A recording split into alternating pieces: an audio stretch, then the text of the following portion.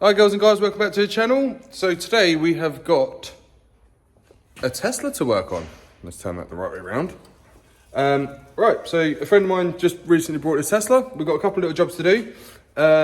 One of them is track rod ends, and we're going to do the alignment because there is slight play in the near side track rod. So we're going to change both, so I'll show you how to do that.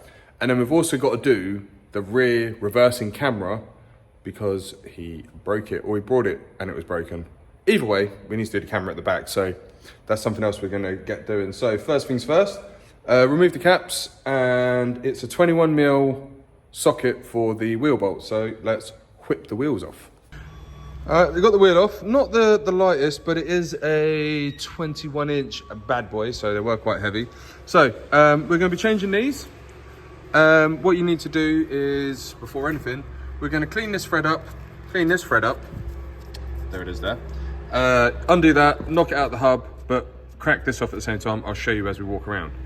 But the suspension setup on this is very BMW-ish, Mercedes-ish, I think. Yeah, I don't really do a lot of work on Teslas, so it's all a bit new to me. Right, we've cleaned it all up with the wire wheel. We've got 21 here, 21 here. So 21 just to crack this off.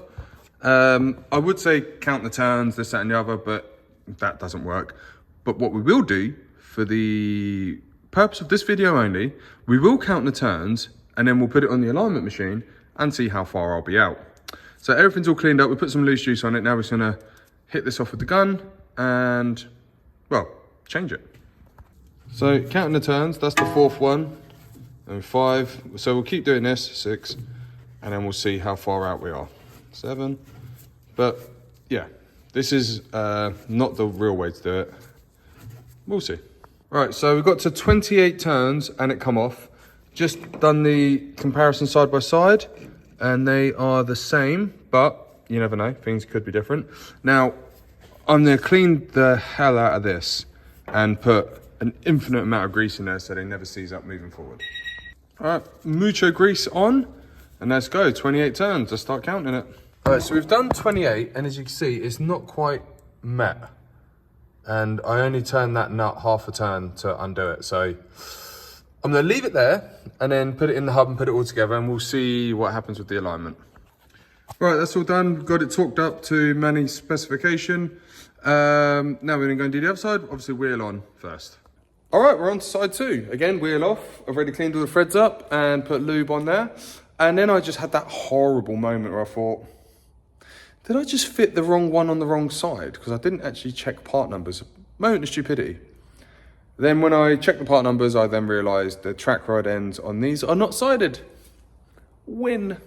So they're not sided. There's no left, no right. They're just one track rod end for both sides. So lucky me, because otherwise I was about to take it off and change it round. So there you go, no need to panic. The part numbers are mainly 6685. It's just whatever make you get. Like for example, this one is NST 6685 for the track rod end, and they're non-sided. Win. So let's change side 2. Lubed up, already loose. We're gonna count the turns again. 21, 21, Bosch. This ball joint does actually have play in it. It's hard to see, but there's a small amount of play in it, so definitely worth changing. All right, well, got to zip this up. So this was 26, the other was 28, and believe it or not, it's pretty much there. Yeah, only a small amount of probably half a turn, but again, we shall find out when it goes on. So we're going to do this up, mark it up, wheel on, and get the alignment done. Right, when doing a wheel alignment on this, you can't get out of the car and leave it in neutral. So there is a bit of a sequence. So you've got to leave the car, you've got to turn the vehicle on, and then plug the seatbelt in with the key in the car, or fob in the car. And then without leaving the seat, you've got to open the door with the brake pedal depressed, and open the driver's door and use a small pen or screwdriver to engage the door lock so it's in its fully closed position, second detent.